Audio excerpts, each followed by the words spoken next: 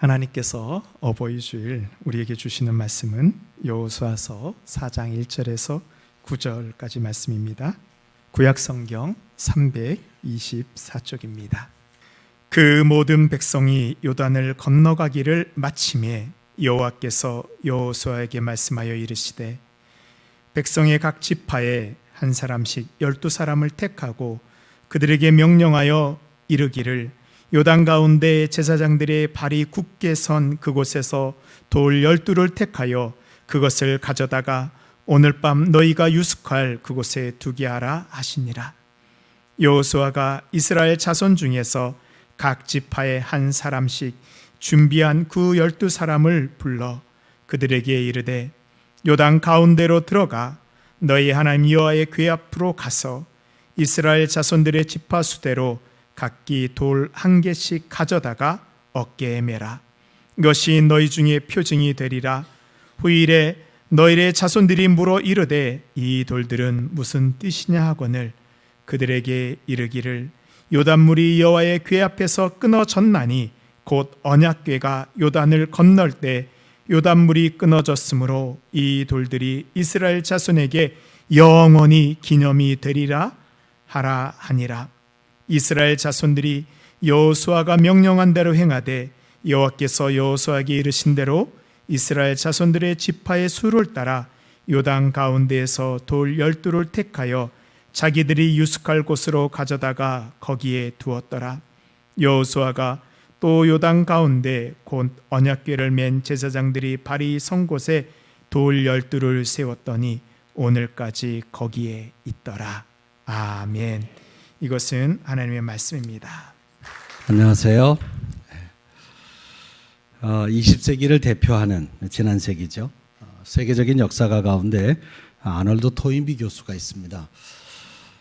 토인비는 역사의 연구라고 하는 12권의 역사책을 저술해서 이 책을 통해 세계 모든 문명을 다 소개합니다.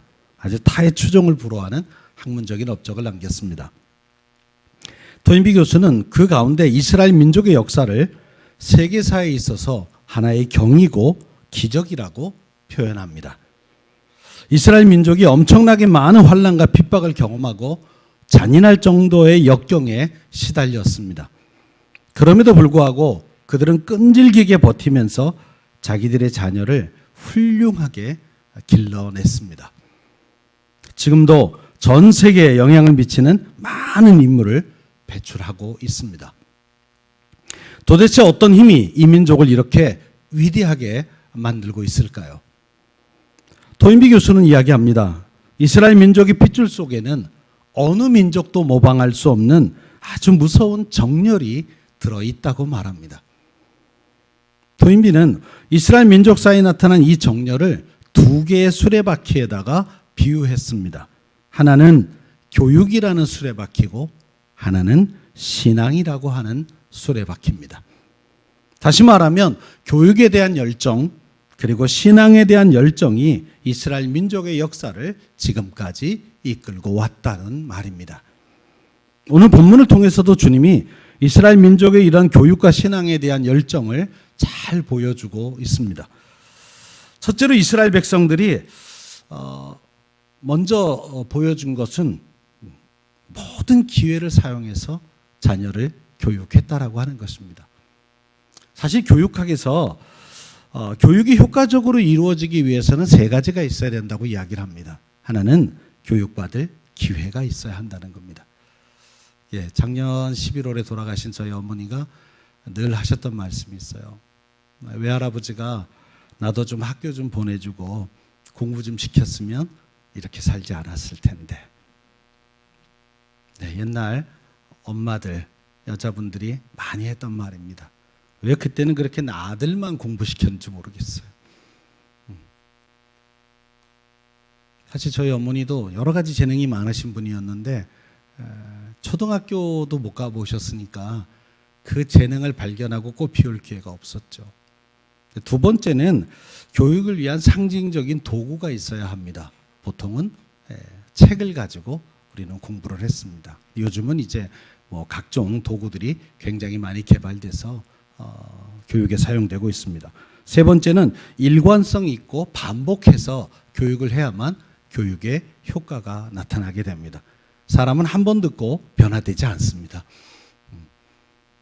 습관론을 이야기하는 학자들은 똑같은 일을 70번 이상을 해야 사람은 행동의 변화가 온다, 그런 말을 해요. 같은 이야기를 여러 번 들어야 그것이 내 마음에 자리 잡고 가치체계를 형성하고 신념이 되고 또 신앙이 돼서 그것이 내 말과 행동 속에 드러난다는 말이기도 합니다. 근데 이스라엘 민족은 이 세 가지 요소를 잘 활용을 했습니다. 그 첫 번째 요소인 모든 기회를 사용해서 자녀를 교육하는 사람들이었습니다. 다시 말하면 우리의 모든 기회를 자녀들의 교육을 위해 활용해야 한다는 말입니다. 본문 1절에 보면 그 모든 백성이 요단을 건너기를 마침에 그랬어요. 이스라엘 백성들이 오랜 역사 속에 기다리던 날이었습니다. 아브라함도 이 얘기를 했고 또 애굽에서 400년 동안 그들이 소위 노예의 생활을 할 때에도 조상들은 이 얘기를 계속 후손들에게 이야기했어요. 언젠가 우리는 가나안 땅에 갈 것이다. 모세가 그 민족을 이끌고 요단강에 올 때까지 40년의 세월이 걸렸습니다. 그때 계속 이 얘기를 했어요. 그러다가 드디어 오늘 요단을 건넜습니다. 우리가 이 성경을 읽을 때는 별 감동이 없어요. 그런데 이스라엘 민족이었다면 아마 이날은 결코 잊을 수 없는 날일 겁니다.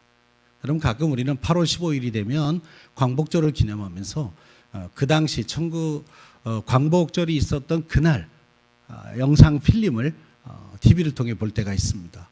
온 사람들이 막 태극기를 들고 거리로 뛰쳐나와서 만세를 불렀던 그날. 근데 우리는 일제 강점기가 그렇게 길지 않았습니다. 우리는 늘 일제 36년 그러는데 정확하게 말하면 34년 11개월입니다. 왜 이걸 자꾸 늘려서 이야기하는지 저는 영 못마땅합니다. 근데 우리는 이제 뭐 한 달만 남아도 1년. 횟수로 따지잖아요, 횟수로. 근데 앞으로는 34년이라고 했으면 좋겠습니다. 우리가 점령한 기간이라면 좀 36년도 괜찮은데 당한 기간이라 제가 학부에서 역사학을 전공해서 더 이게 마음에 걸려요. 왜 36년이라고 할까 이거. 35년도 안 되는데. 근데 여러분, 그 짧은 기간 우리가 강점을 당해도 해방의 기쁨이 그렇게도 컸습니다.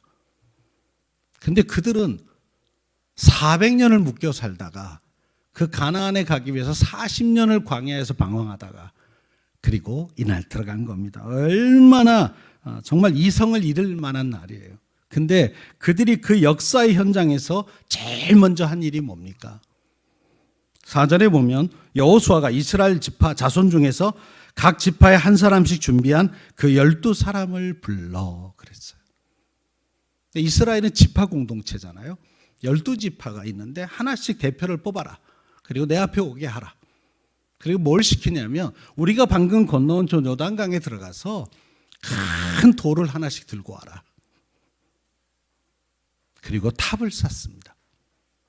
12개의 탑을. 돌들을 쌓아서 했겠죠. 왜 쌓았습니까? 오늘 본문에 보면 후일에 그런 말이 나와요. 오랜 역사가 지난 후에 이 사건 이후에 너희 자손들이 물어 이르되 이 돌들은 무슨 뜻이냐 하거든. 여러분, 그 감격스러운 날, 그 고생에서 빠져나오고 40년의 광야 생활, 온갖 생각이 지나는 그 시간에 그들은 후손들을 생각합니다. 우리는 직접 겪었던 이 놀라운 사건의 현장에 시간이 지나면 그들은 이걸 못 봤죠. 요즘 같으면 비디오로 다 찍어놨겠죠. 영상으로. 그런데 그럴 수가 없는 시대이지 않습니까? 그때 이 돌을 쌓아서 이 강변에 두자. 그러면 우리 후손들도 이 강변에 올 때마다 이 탑을 보면서 아빠, 이건 뭐야? 할아버지, 이 돌은 뭐예요? 이 탑은 뭐예요? 이렇게 묻게 만들자는 거예요. 그때 우리가 오늘의 이 놀라운 하나님의 역사를 이야기하자는 거예요. 그런 상징물을 만들자는 겁니다. 사실 고생을 많이 한 사람들은 그들의 고생을 자손들에게 알리기를 그렇게 즐거워하지는 않습니다. 그러나 이스라엘 백성은 그렇지 않았습니다. 그들은 자기들이 경험한 이 고생스러운 일들을 통해 얻었던 그 어떤 것과도 바꿀 수 없었던 이 소중한 신앙적 경험, 이걸 자녀들에게 계속 알려주고 싶었습니다. 그래서 기념비를 세웁니다. 그리고 훗날 자녀들이 이 기념비를 보고 질문하면 그때 자신들의 경험을 귀한 교육의 기회로 삼고 싶었던 것입니다. 그래서 자녀들이 자신들보다 더 나은 신앙의 삶을 계속 살아갈 수 있도록 그들은 미리미리 준비했다는 말입니다. 사실 교육에 대한 열정과 신앙에 대한 열정은 어떤 면에서는 같은 겁니다. 그렇지 않습니까? 교육은 방법론이고요. 신앙은 내용이잖아요. 그들은 이미 이 두 가지를 다 생각하고 있었다는 말이에요. 근데 많은 부모님들의 착각이 있습니다. 학교 교육만 교육이라고 하는 생각입니다. 그래서 애들은 학교 가서 공부한다 이런 생각을 하죠. 또 신앙도 교회 학교에서 가르칠 거다. 굳이 내가 안 해도 된다 이 말이죠. 여러분 한번 잘 생각해 보실래요? 자녀들이 가장 많은 시간을 보내고 있는 곳이 어디입니까? 가정입니다. 그리고 자녀들과 제일 많이 만나고 있는 사람은 누구예요? 네, 부모님이에요. 엄밀히 말하면 엄마죠. 네, 아빠들은 심정만 같이 계시고요. 얼굴은 잘 안 보여주세요. 제가 예전에 담임 목회할 때 저희 교인 하나가 어느 날 아주 슬픈 30대 한 후반쯤 되는 집사가 와서 목사님 오늘 되게 우울해요. 왜? 그랬더니 일이 많아서 야근을 많이 하다가 오랜만에 일찍 들어갔더니 유치원 다니는 딸이 되게 겸연쩍게 쳐다보다가 아빠 안녕하세요 이렇게 인사하더래요. 마치 옆집 아저씨한테 인사하듯이 아빠 안녕하세요 이렇게 인사하는데 너무 슬펐대요. 그게 요즘 현실이죠. 근데 여러분 그 아이들이 아빠랑 그런 표현을 나눌 기회가 작아서 그랬지 마음속에 아빠에 대한 생각이 없냐? 그렇지는 않습니다. 많은 가정에서 청소년들하고 대화가 안 된다고 참 어려워하세요. 소통이 안 된다 도대체 애들이. 빠르게는 초등학교 벌써 5, 6학년만 돼도 잘 소통이 안 되고 중학교 1학년은 외계인이라고 부르잖아요. 애들이 뭔 생각을 하는지 모르겠고 대화 자체가 잘 안 되고 그리고 고등학교 가면 입시 때문에 정신이 없고 그래서 애들하고 부모 사이가 되게 어려운 것 같지만 여러분 애들의 마음속엔 그렇지 않습니다. 2021년에 한국갤럽이라는 우리나라 최고 리서치 기관에서 청소년 자녀 1000명에게 물었습니다. 네 인생에 가장 큰 영향을 주는 사람은 누구니? 1등은 누구였을 것 같습니까? 네, 이 질문은 아마 앞으로 계속 물어도 1등은 변함이 없을 거예요. 엄마예요. 영어 단어 중에 가장 아름다운 단어가 mother라 그러잖아요. love가 아니고 mother예요. 근데 father는 30위권 안에 없어요. 2021년에 놀랍게도 2등이 아빠입니다. 이 조사를 2015년에 했을 때는 아빠는 4등이었어요. 근데 2등, 3등이 뭐였을까요? 2등은 친구였어요. 3등은요? 그런 사람 없다. 그리고 4등이 아빠였어요. 근데 2021년에 이 조사에서 아빠가 2등으로 올라왔어요. 왜 그랬을까요? 이건 코로나가 준 선물입니다. 코로나 때문에 아빠가 재택을 많이 하신 거예요. 또 코로나 걸리면 열흘 동안 갇혀 계시고 애들도 학교를 못 가고 집에서 인터넷 수업을 하는 일이 많아지다 보니까 아빠랑 접촉이 많았던 거예요. 그리고 겪어보니까 아빠도 괜찮은 분이구나를 그때 알았던 거죠. 그러니까 아이들의 마음속에 엄마 아빠가 1등, 2등으로 있어요. 이렇게. 그 말은 엄마 아빠가 그 아이들에게 어떤 영향을 주느냐에 따라 아이들의 인생은 달라질 수 있다는 말이기도 합니다. 모든 부모들은 자녀들과 함께하는 모든 시간이 교육의 기회라는 사실을 결코 잊지 말아야 합니다. 다 보고 있어요. 그리고 따라하고 있다고요. 그러니까 엄마 아빠가 사이가 좋은 집의 아이들은 결혼을 빨리 하고 싶어요. 엄마 아빠가 너무 닭살도다. 치사해 좀. 어떤 때 보면 둘이만. 그러면 딸들이 이런 말을 하죠. 나도 빨리 시집 갈래. 그래서 아빠 같은 남자 만날래. 자, 그런 말 들어보신 아빠. 딸한테 난 아빠 같은 남편 만날래요. 아마 반대가 더 많았을 거예요. 아빠 같은 남편 만날까 봐 결혼 안 할래요. 네, 저희 집 여동생이 그랬습니다. 아직도 시집을 안 갔습니다. 내년에 환갑입니다. 근데 30 후반부터 우리 아버지는 처녀는 도대체 뭐가 모자라서 시집도 못 가냐고만.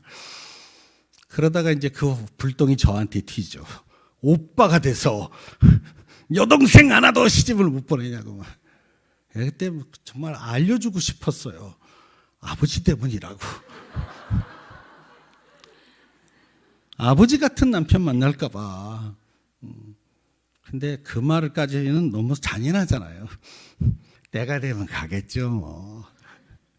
요즘은 그냥 혼자 사는 게 행복할 수도 있어요 아버지. 요즘은 시대의 트렌드가 그래요.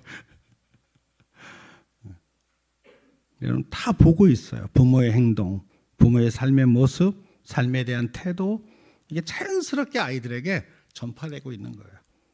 그래서 여러분 학자 집안에서 학자가 나와요. 연예인 집안에서 연예인이 배출이 돼요. 근데 희한하게 목사 집안에서 목사가 안 나와요.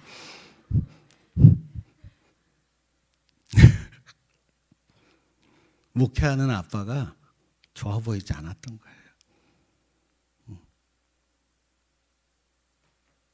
TV에 늘 요새 TV만 틀면 나오는 진행자 중에 김성주 씨, 개척교회 목사 아들이죠. 그 사람 목사 됐으면 설교 진짜 잘했을 것 같지 않습니까? 목사 안 하잖아요. 목회자 자녀 되게 많아요 연예인 중에. 근데 어떻게 목사는 안 되고 연예인만 됐을까요? 네, 교회에서 발표를 늘 했거든요. 네, 음악하는 사람 많아요. 왜? 어려서부터 성가대를 했잖아요. 목사 집의 아이는 자의가 없어요. 거의 타의로 늘 성가대도 해야 되고 나와서 발표도 해야 되고. 네, 아들이 안 하려고 그러니까 목사 집의 애가 제일 만만해요. 걔를 시키면 사모님이 알아서 또 다 연습시킬 거거든요. 이게 다 영향을 받아서 그래요. 그러므로 자녀를 키우고 계신 부모님은 내 모든 행동이 자녀의 교육이라고 생각하며 말하고 행동하셔야 합니다. 자녀가 잘 되기를 원하시면 그 자녀 앞에서 가장 아름다운 언어와 삶을 또 신앙을 보여주시면 됩니다. 신앙 안에 사는 게 이렇게 행복한 것임을 그냥 보여만 주시면 그게 바로 교육이에요. 제일 좋은 교육은 직접 보는 거거든요. 제일 좋은 교육은 체험하는 것이거든요. 책으로 배우는 게 아니고 체험하는 겁니다. 그러기에 최고의 교실은 가정입니다. 그러니 우리 아이가 행복하기를 원하시면 어떻게 하면 가정을 행복하게 만들 것인가를 부모님들이 생각을 하셔야 돼요.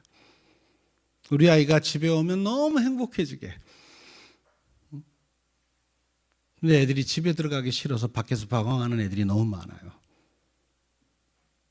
사실 오늘날 청소년들의 범죄 또는 촉법소년 이야기 또 점점 범죄가 밑으로 내려가서 이젠 초등학생들이 성인이 저질러도 정말 끔찍한 일들을 너무 쉽게 저지르는 시대가 된 건 가정의 문제예요. 그건 가정에서의 분위기를 바꾸지 않는 한 사회의 법으로는 절대로 이걸 바꿀 수가 없습니다. 한때 넷플릭스에서 아주 유행했던 그 인기 많았던 드라마 소년심판이라는 드라마가 있었어요. 네, 그때 그 판사로 나왔던 김혜수 씨가 소년범들을 판결하면서 뭐 몇 개월 뭐 보호 감호 막 이렇게 쫙 하다가, 그런데 애들한테 제가 형벌을 내리지만 방청석에 계신 부모님들이 같이 벌을 받아야 합니다. 막 이렇게 야단치는 장면이 있어요. 그 아이들도요, 좋은 부모 만났으면 그 범죄 현장에 있지 않았습니다. 부모의 자리는 그래서 그렇게도 중요한 자리예요. 나 하나의 인생이 아니고 그게 내 자녀의 인생까지 연결이 돼 있습니다. 이스라엘 부모들은 그것을 잘 지켰어요.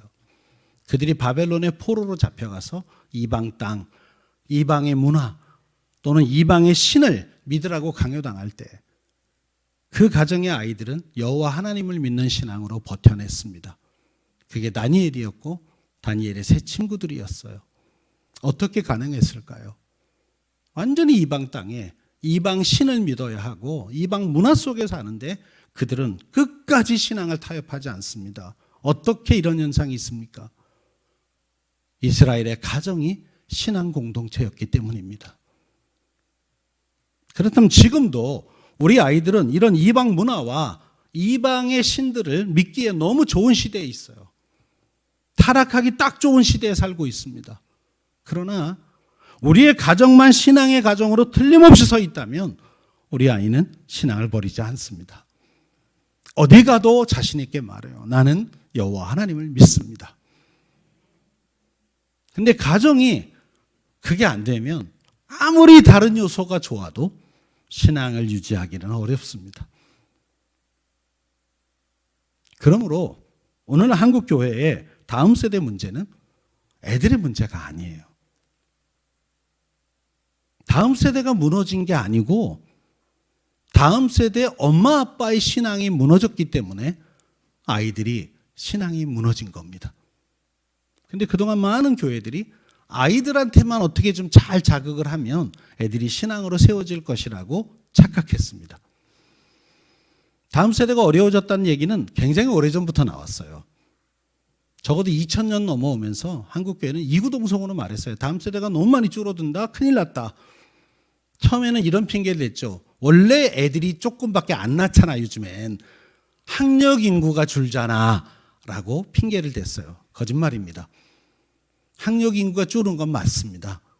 근데 학력 인구가 줄은 것보다 한국 교회의 교회 학교가 줄은 게 3배나 많습니다. 통계를 내보면. 그런 한국 교회는 다음 세대 신앙 교육에 실패했다는 뜻이에요. 근데 왜 실패했냐면 엄마 아빠가 신앙에서 떠나기 시작했어요. 그리고 엄마 아빠가 일상생활에서 신앙생활을 하지 않아요. 특히 가정에서요. 그렇게 자라던 가정예배가 다 사라졌고요. 70년대, 80년대에 믿음 있는 가정은 대부분 가정예배를 했어요. 그것도 매일. 요즘 하십니까? 그 당시에 우리 한국교회가 교회 학교가 엄청 많을 때요. 여러분 80년대 중반까지만 해도요. 한국교회는 다음 세대 아이가 작년보다 많았어요.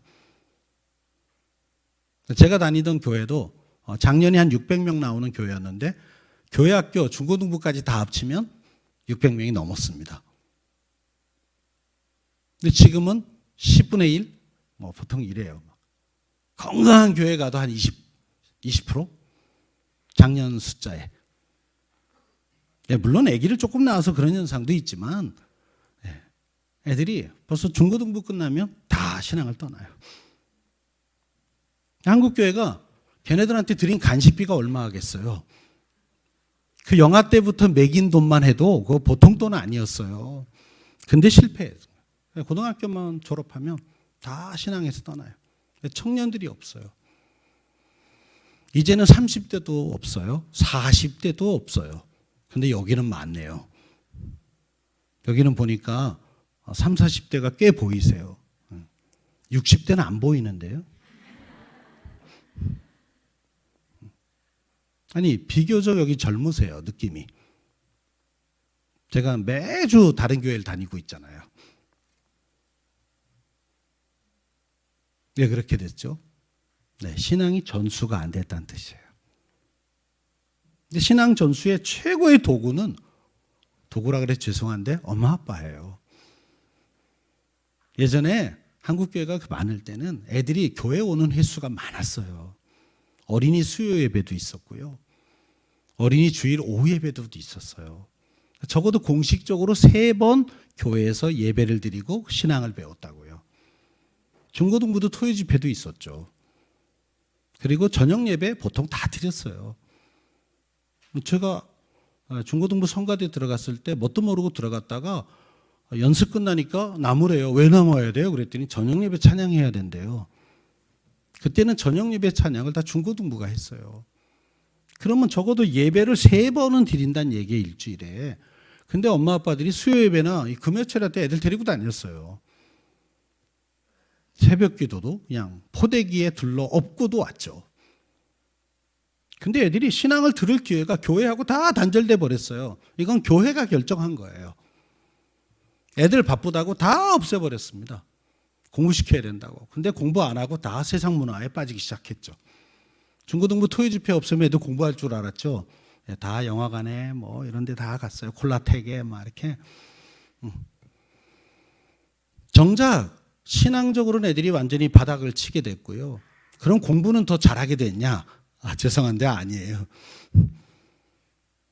그렇게 교회 많이 가던 세대가 결코 그때 대학 합격률이 떨어지지 않았어요. 그러니까 이거는 교회가 잘못 선택한 거예요. 그럼 굳이 기독교인이 된 이유는 뭐죠? 저는 제가 교사가 되고 싶어서 대학 다닐 때도 교직 과정을 다 했고요. 바로 신학교 가서 계속 교육의 일만 했어요. 평생 다음 세대 교육만 했어요. 대학에서도 20년 동안 강의했고요. 근데 여러분, 바탕에 좋은 신앙과 인격이 깔리지 않으면 그 아이가 아무리 고급 정보와 기술을 가지고 있어도 그걸 가지고 사람을 해쳐요. 사람을 어렵게 만들어요. 그런데 좋은 신앙과 인격이 딱 깔린 상태에 지식과 기술을 얹어주면 그걸로 세상을 이롭게 만들어요. 그래야 정말 교육의 의미가 있는데 지금은 세상도 교회도 다 지식과 기술만 강조해요. 그래서 영어, 수학, 국어를 잘하면 교육을 잘 받았다고 생각해요. 그래서 잘 산다는 뜻을 부자로 산다고 착각하고 있죠. 부자가 되면 돈이 많으면 잘 사는 겁니까? 그건 부자가 됐다는 뜻이지 잘 산다는 뜻은 아니에요. 우리말에 잘 산다는 말은 사람과 사람의 관계를 잘하고 있다는 뜻이에요. 그게 성경 아닙니까? 내 마음을 다하고 뜻을 다하고 힘을 다하여 주 너의 하나님을 사랑하고 또 이와 같으니 내 이웃을 내 몸과 같이 사랑하라. 이게 기독교의 가치잖아요. 그거 잘하면 세상 사람도 잘 사는 사람이라고 말하죠. 근데 언젠가부터 엄마 아빠들이 돈 많이 버는 게 성공하는 인생이라고 자꾸 표현을 하세요. 야, 너 잘 되라고 다 공부하라는 거야. 야, 네가 공부를 잘해봐라. 너 좋은 대학 갈 거 아니야. 좋은 대학 가봐라. 좋은 직장에 갈 거야. 그러면 돈을 얼마나 잘 버는 줄 알아. 그러면 너 배우자가 달라져. 어느 학급에는 그게 학급 교훈이래요. 공부를 열심히 하라. 배우자가 바뀐다. 여러분, 우리가 아무 생각 없이 했던 이 말들이 애들에게 가치관이 돼버려요. 그러면 반대인 아이는요. 영어, 수학, 국어를 못하는 아이는 어떤 아이가 되죠? 세상이 부적응자. 루저가 되는 거예요. 찌질이. 왜? 그 잣대로만 보니까. 근데 정말 하나님은 그렇게 평가할까요? 사람은? 아니거든요. 그래서 지혜로운 엄마 아빠는 이렇게 말한대요. 어떻게 수학을 그렇게 점수를 맞아오니? 이건 아주 최악이고요. 엄마 내 수학을 너무 안 돼. 막 그럼 괜찮아. 너는 음악을 잘하잖아. 음악을 잘하면 됐잖아요. 근데 왜 우리는 이렇게 잘하는 건 냅두고 이렇게 못하는 얘기만 할까요? 그리고 꼭 친구 집 애 얘기를 해요. 엄마 친구 그 누구네 집에 딸은 뭐 이렇게 했는데더라 막. 엄마가 친구 집에 가는 게 제일 무서워요. 왜 엄친아는 그렇게 다 잘하죠? 왜냐면 엄마가 최고의 케이스만 가지고 얘기하고 있는 거예요. 근데 그 집 엄마 만나면 만족하고 있을까요? 그 집 엄마도 그 얘기하고 있다고요. 그러니까 우리는 계속 못하는 아이로 지금 인식시켜요. 뭘 잘 못하는, 이것도 못하고 저것도 못하고. 왜? 엄마 아빠가 그 얘기만 하니까. 근데 잘 교육을 하는 엄마 아빠는 못하는 얘기를 빼고 잘하는 것만 얘기해요. 아유, 넌 설거지를 잘하잖아. 너 같은 아들이 어딨어. 엄마를 이렇게 막 청소도 잘 도와주는데. 근데 어떤 게 교육 효과가 높을까요? 네, 못하는 거 지적당하면요, 잘하던 것도 눈치 봐져요. 근데 여러분, 9가지 못했는데 1가지 잘한 걸 자꾸 칭찬하면 그 아이는 나머지 9가지도 잘해보고 싶어져요. 어떤 선택을 하실래요? 괜찮아. 야, 서울대 못 가도 돼. 너는 그보다 더 좋은 데가 예약됐어 이미. 거기보다 더 좋은 데가 어디야? 천국이야. 괜찮아. 그 서울의 지하철 2호선은 안 타도 돼. 너는 이미 구원열차 탑승권을 받았어. 결국 어딜 가나 다 거기로 가게 돼 있어. 그럼 애가 마음 놓고 공부를 안 할까요? 천만에요. 이런 아이는 마음에 힘이 생겨요. 엄마 아빠가 자기를 긍정적으로 말해주기 때문에 마음에 힘이 생겨요. 이거를 이제 고급진 말로 자아 존중감이라고 말하죠. 자아 존중감은 부모가 만들어주는 거예요. 걔가 만드는 게 아니에요. 특히 아빠가 만들어줘야 돼요. 아빠가 칭찬을 잘하는 아이가 세상 어디 가도 당당하게 자기의 길을 갑니다. 근데 우리 아빠들은 그걸 잘 못해요. 그리고 그런 교육도 안 받아요. 가끔 나타나서 이상한 얘기만 해요. 나름 아빠가 친해지려고 한 말이에요. 애하고 이렇게 보면 이렇게 애들 깨기 전에 출근들 하시고, 또 아빠가 막 야근하고 오면 애들이 자고 있어요. 아빠도 최선을 다하고 있는 중이에요. 근데 애들이 아직 어려서 거기까지는 이해를 못해요. 그러다가 어쩌다가 나타나면 아빠가 좀 표현을 잘했으면 좋겠는데 애들이 싫어하는 말만 골라서 해요. 공부는 잘하고 있냐? 그 시험 얼마 전에 봤던데 왜 성적표 안 가져와? 오랜만에 나타난 아저씨가 이런 말만 하는 거죠. 아니, 그냥 기왕에 오랜만에 만났으면, 어이구, 우리 아들 만났네. 아유, 되게 반갑네. 어유, 그새 벌써 컸네. 아유, 이뻐라. 아니, 이런 말 하면 어디 뭐 닭살이 돋고 막 연병이 생기나요? 근데 배운 적이 없어서 그래요. 왜냐면 본인들의 아버지한테 그런 소리를 못 듣고 컸어요. 그래서 그걸 이렇게 알려줘도 이렇게 표현하는데 되게 오래 걸려요. 부부 세미나 이런 거 많이 하거든요, 제가. 가족 대화 학교 뭐 이런. 옆 사람하고 해보라고. 옆에 배우자시죠? 자, 둘이 쳐다보고, 자, 30초만 서로 쳐다보고 웃깁니다. 그러면, 예, 여자들은 잘하세요.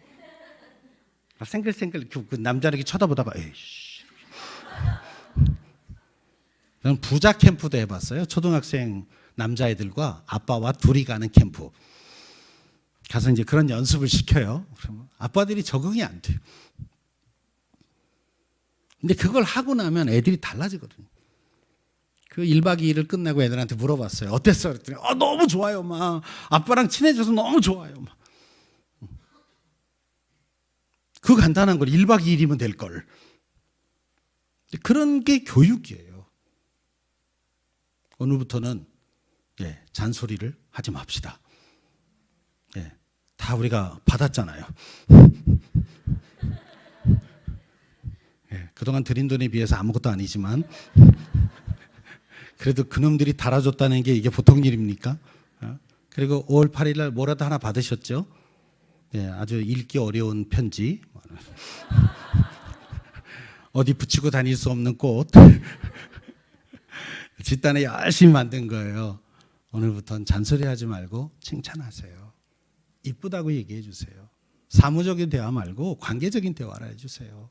그리고 부부가 서로 친한 척을 잘 하세요. 친하지 않더라도 좀 애들 앞에서는 친한 척을 좀 해주세요. 안아도 주고 부부가 서로 뽀뽀도 하고. 너무 오래 안 해서 뽀뽀하는 법을 잊어버리는지 모르겠어요. 오늘부터 다시 연습하세요. 제 애들 보는 앞에서 좀 하세요. 정말 여러분의 자녀가 결혼을 잘하기를 원하시면. 근데 애들이 엄마 아빠가 뽀뽀를 하고 포옹을 하고 이렇게 사랑을 나누는 걸 보면 애들이 심리적 안정이 와요. 아주 신생아도요, 엄마 아빠가 싸우면 본능적으로 심리적 불안을 겪어요. 왜냐하면 이러다가 내가 버림받을 수도 있다는 생각을 아이들은 본능적으로 합니다. 신생아가 버려지면 애들은 배변을 하지 않습니다. 그리고 젖을 먹지 않아요. 스스로 자살을 택해요. 그래서 시설에 오는 아이는 24시간 부모가 끼고 스킨십을 해야 돼요. 그걸 일주일쯤 해야 애가 젖을 먹기 시작해요. 다 알아요. 애들이 표현을 못해서 그렇지. 그런 좋은 환경을 만들어주는 게 무엇보다 중요합니다. 그러니까 아까 말했던 교육의 두 번째 요소, 상징적 도구의 첫 번째가 바로 부모인 우리들이에요. 우리가 보여주면 애들은 그대로 받아들입니다. 언어를 배우듯이, 생활 습관을 배우듯이 그대로 배웁니다.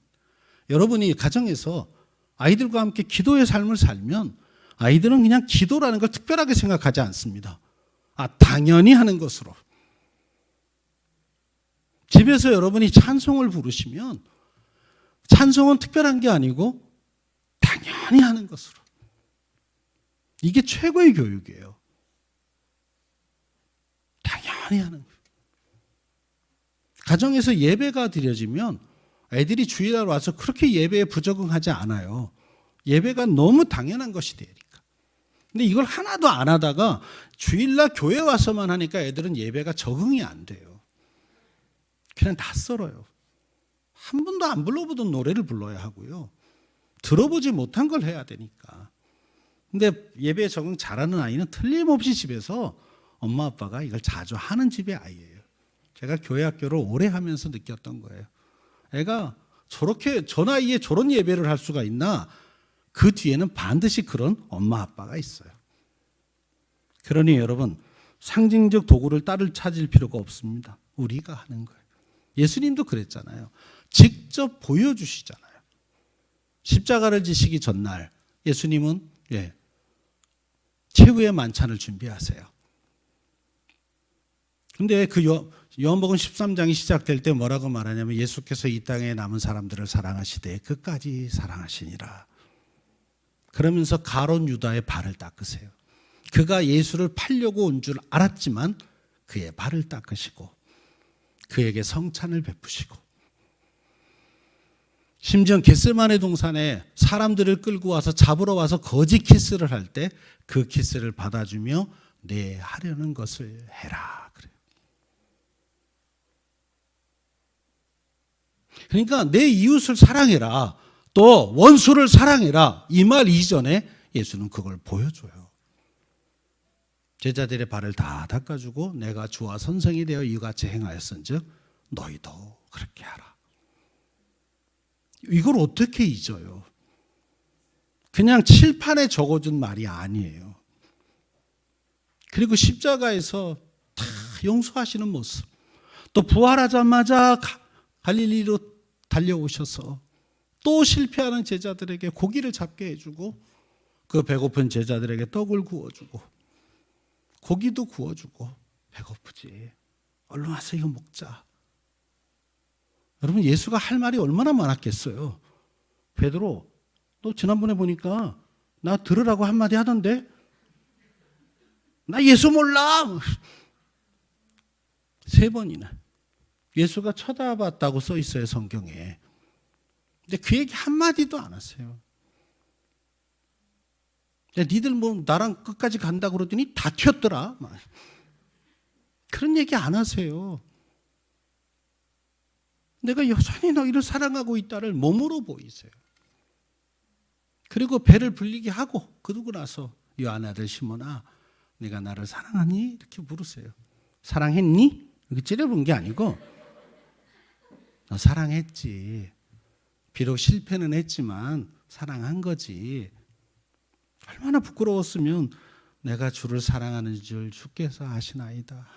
내가 면목이 없어 말은 못하겠지만 물어보시니 아시잖아요, 주님. 근데 덜렁 말하세요. 내 양을 먹으라. 내 양을 먹이라. 치라. 신뢰한다는 말이잖아요. 거기서 베드로가 회복이 되는 거예요. 자녀들을 믿으세요. 자꾸 의심의 눈으로 보지 마세요. 옛날의 실수를 끝까지 붙잡고 저놈은 원래 엉터리지 저거. 늘 사기쳤지. 내 지갑에서 돈 가져갔지. 그거를 늘 생각하면 그 아이가 제대로 보이겠습니까? 근데 여러분, 주님은 우리를 그렇게 본 적이 한 번도 없으세요. 네 모든 죄와 허물은 내가 십자가에서 못 박았느니라. 너는 장차 개바가 될 거야. 보라, 새 것이 되었도다. 주님이 우리를 그렇게 대하는 걸 우리가 뭐라고 표현하냐면 은혜라고 표현하잖아요. 그렇게 받았는데 우리 자녀도 은혜로 대해야죠. 율법의 영성으로 보는 게 아니고 은혜의 영성으로 내 자녀를 보면 이 아이는 정말 귀한 아이예요. 근데 성적의 영성으로 보니까 이게 엉망인 놈이죠. 여러분, 그게 기준인가요, 인간을 보는? 왜 걔가 수학을 못하는지는 여러분의 과거 성적표를 보시면 다 답이 있어요. 사람이요, 모든 과목을 다 잘할 수가 없어요. 가끔 그런 재수없는 애가 있기는 해요. 그러니까 영어를 잘하는 애가 수학을 못할 수 있고요. 둘 다 못할 수 있어요. 음악을 잘할 수 있고요. 그래서 하워드 가드너라고 하는 유명한 학자가 다중지능 이론을 만들었잖아요. 8가지 영역 안에 가장 점수가 높은 영역에다가 투자해라. 그 길로 진로를 찾아줘라. 엄마 아빠 생각과 경험에 그거 하면 돈 잘 벌더라 이거 말고 하나님이 그 아이 안에 숨겨놓은 재능을 찾아주고 거기다가 기름을 부어라. 그럼 그 아이가 기쁘게 달려가요. 기쁘게 하면 잘하게 돼요. 즐겁게 하면 자주 하게 되니까 전문가가 돼요. 교육학자가 다 이렇게 말해도 우리는 다 아니에요. 무조건 서울대학을 가야 돼요. 아니에요. 서울대 안 가도 아주 잘 나가는 애 되게 많아요. 서울대 가도 취업 안 되는 사람 많고요. 하나님 방식으로 키워야 합니다. 우리가 받은 은혜대로 아이들도 은혜로 대하여 보십시오. 엄마 나는 왜 이렇게 못할까? 무슨 소리야? 너는 얼마나 이쁜데. 엄마는 너 볼 때마다 얼마나 설레이는 줄 알아? 거짓말인지 애들도 알아요. 근데 여러분 3번만 하면 믿어요. 한번 해보세요. 아, 그런 소리 하지 마. 너는 존재 자체로 내게 얼마나 큰 사람인 줄 알아? 나는 너 보면서 하나님 은혜를 생각해. 좀 적으실래요? 이게 잘 안 돼요. 현장에 가면. 이런 말이 그렇게 쉽게 잘 안 나와요. 엄마 나는 찌질이도 안 되지 왜? 야, 엄마 마음속엔 네가 태어나던 날이 지금도 찐하다. 그럼 애가 다른 생각을 하게 돼요. 야, 너 처음 만난 날 엄마가 너 보고 얼마나 가슴이 뛰고 너를 품에 처음 안았을 때 그 느낌 때문에 정말 10달 동안의 고생이 아무것도 아니었단다. 이렇게 말해주는 엄마가 있는데 어떻게 애가 삐뚤어 나가요? 네가 가끔 실수하는 거 그 상관없어. 엄마는 더해서 사실은. 사실 그랬잖아요. 왜 엄마 아빠는 한 번도 그러지 않은 척을 해요? 그건 할아버지한테 물어보면 다 알아요. 할머니한테 물어보면. 다 실수하며 크는 거야. 그래서 하나님이 엄마 아빠를 주는 거야. 너 혼자는 어려우니까. 야, 그럴 때 써먹으라고 엄마 아빠 있는 거야. 괜찮아. 까짓거 집 팔지 뭐. 이 정도 나오면 아이들이 생각이 달라져요. 엄마, 나는 맨날 가해 다니고 해도 왜 이렇게 공부가 안 되는지 모르겠어. 괜찮아. 괜찮아. 안 되면 그냥 엄마 아빠랑 같이 그냥 붕어빵 팔자. 야, 하나님이 너를 생명을 줘서 보내는데 먹을 걸 안 주시겠냐? 이스라엘 백성은 만나도 주는데 네 먹을 걸 줄 거야. 그리고 되는 때가 서로 다를 수 있어. 원래 큰 그릇은 늦게 만들어지는 거야. 혹시 아냐? 대기만성이라고. 아니, 문자는 그런 때 써야죠. 그게 무슨 뜻이야? 네가 한번 찾아봐. 너를 두고 한 말이니까. 걔 가서 찾아보겠죠. 네이버에게 묻고 그렇게. 그러면 대기만성. 큰 그릇은 늦게 만들어. 오와, 엄마 아빠 나를 큰 그릇으로 생각하는구나. 찾아와가지고 엄마 이런 뜻이었어? 응? 그 아이가 품에 들어오지 않을까요? 전 제 아들이 막 20대 중반에 막 진로를 방황하고 가던 길을 멈추고 대학원 들어간 거 때려치고 신앙의 길도 버린다고 할 때도 좀 믿어줬어요. 선교사 가겠다는 놈이 신앙의 길을 벗어날 때도 믿어줬어요. 그래, 한번 해봐라. 본인이 당황하더라고요. 되게 혼날 줄 아는 모양이죠. 괜찮아, 한번 해봐. 넌 한 번도 하나님 없이 안 살아봤으니까 한번 살아봐. 제 속으로 그랬죠. 넌 앞으로 이 찬송을 부르게 될 거야. 멀리 멀리 갔더니 처량하고 고나요. 아니, 그것도 경험해 봐야죠. 뭐 대신에 제가 더 눈물로 기도할 수밖에요. 다시 진로를 결정하고 그 길을 갈 때 전폭적으로 도와줬어요. 내가 할 수 있는 모든 걸. 그리고 이제 교사가 됐어요. 영어 교사가. 너무 행복하대요. 어떠니 요즘 힘들지 않아? 그래. 아빠 너무 좋아. 막 행복해. 31살 아들이 이렇게 말하는데 전 그걸로 됐어요. 내가 행복하면 됐다. 행복하다 보면 주님도 알게 되겠지. 원래 주님을 알았으니까. 이제 그들로 턴할 때 이제 제가 눈물 바가지를 쏟겠죠. 근데 저는 그날을 기대해요. 저 녀석이 저 경험을 이겨내고 다시 주님께 돌아오면 얼마나 영향력 있는 교사가 될 것인가. 그게 선교사죠, 뭐. 제가 이미 이름도 지어놨어요. 걔가 돌아오면 주려고. 너는 다음 세대 선교사야. 아니, 걔가 좀 잘못된 길로 가도 좀 믿어지는 부모가 있으면 돌아올 곳이 있는 거잖아요. 근데 엄마 아빠마저도 걔를 불신해버리면 걔는 어디로 돌아와요? 돌아올 데가 없죠. 그게 탕자의 비유예요. 늘 아버지는 동네 오기를 보고 아들이 오는 날 기다리고 있는 거죠. 어디서 갑자기 가락지가 나서 끼워줄까요? 아빠는 이미 올 줄 알고 가락지를 준비해 놨어요. 아들한테 입힐 옷을 이미 준비해 놨다고요. 그래서 끼워주는 거예요. 그런 마음으로 아이를 다루면 아이는 절대로 삐뚤어지지 않습니다. 아주 탑 클래스의 지식인이 되지는 않을 수 있어요. 최고 연봉의 아이가 안 될 수는 있어요. 근데 여러분, 그렇게 안 살아도 사라지잖아요. 뭐 까짓거 그냥 한 달에 1,000만 원만 벌면 되지 않아요?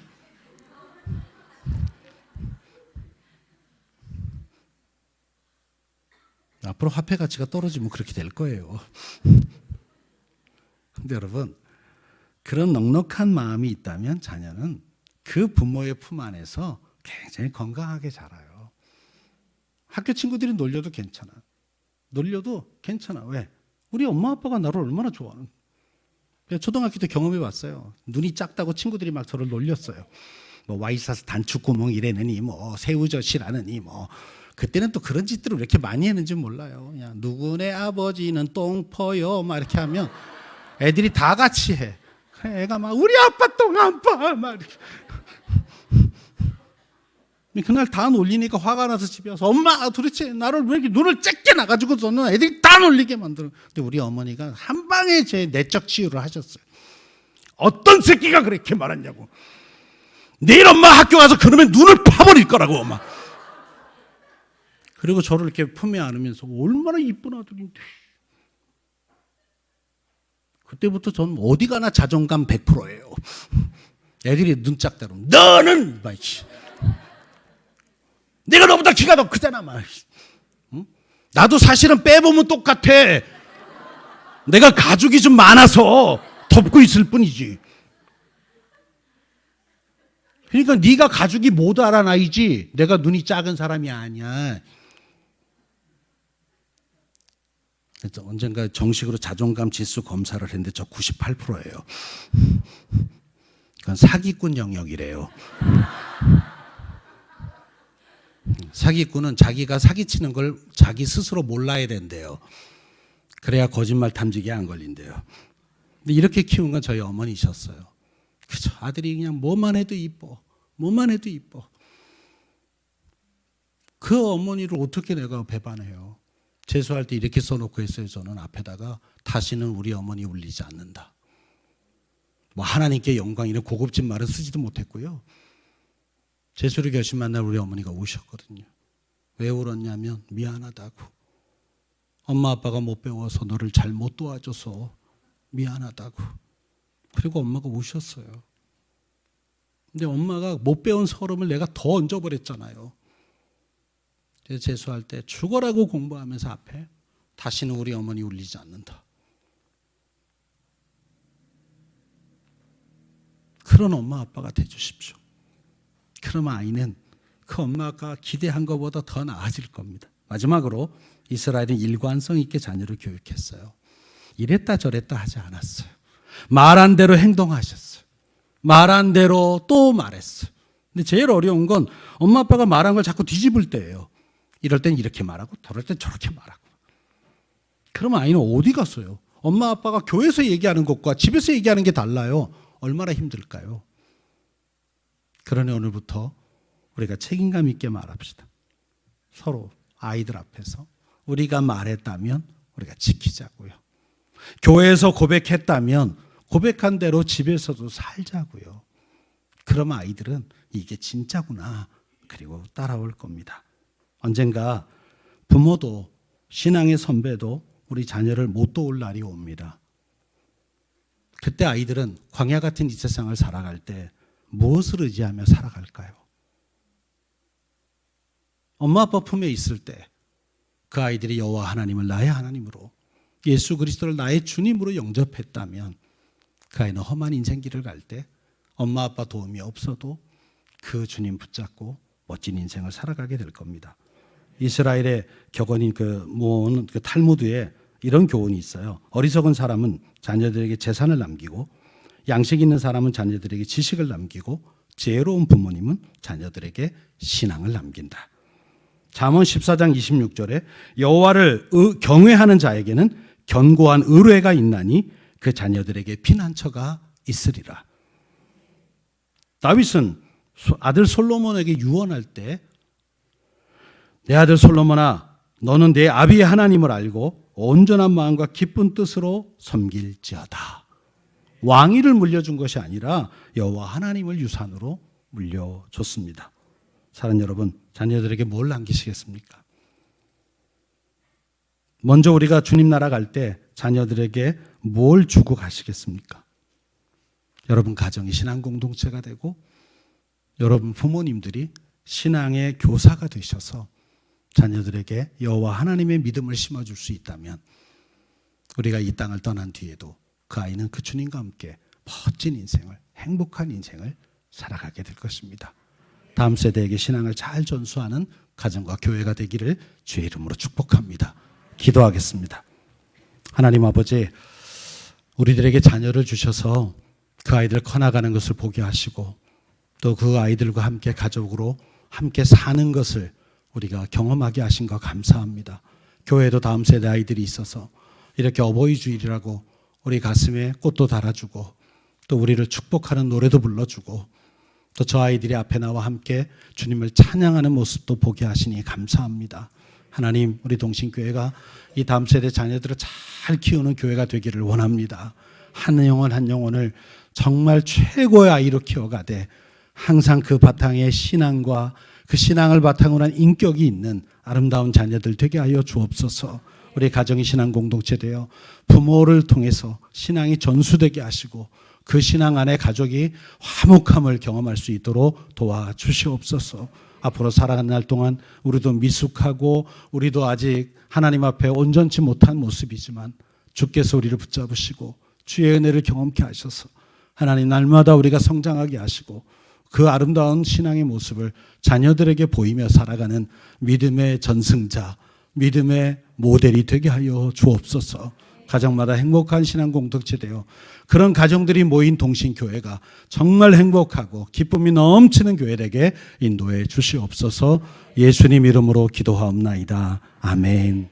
지금은 우리 구주 예수 그리스도의 은혜와 하나님 아버지의 그 무한하신 사랑하심과 성령의 감동감화 교통하심이 주신 말씀 마음에 새기며 삶 가운데 실천하기로 마음에 다짐하는 사랑하는 주의 자녀들 머리머리 위에 우리 교회와 가정과 이 나라와 민족과 열방 위에 이제로부터 영원토록 함께 하옵시기를 간절히 축원하옵나이다. 아멘.